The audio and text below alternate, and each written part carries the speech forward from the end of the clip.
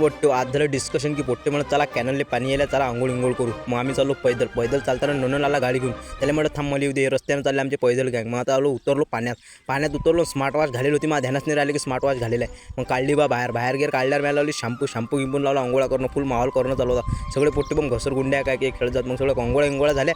मग घातले मी कपडे घालून मी पाहिलं स्मार्ट वॉचचा हाल काय झाला, पुऱ्या याच्यात पाणी गेलं. तर मग अटी होती हिरीत पेरम म्हणे, मी याच्यात कुदतो. मला मग कुदला गडी. जे संध्याकाळ झाली, पांडवाला गाडी घेऊन बाहेर चला म्हणे याच्यात बसून आपण जाऊ म्हणे बड्डे सेलिब्रेट करू. पेरमचा बड्डे होता. मग आम्ही बसलो अंदर बसलो. मी चला तेल्लारेला आलो. तटसाक सोनी केकवर आलो. तटसाक लावला केक चूज करणं की कोणता घ्या. सगळे पोट्टे उतरले, केक चूज केला.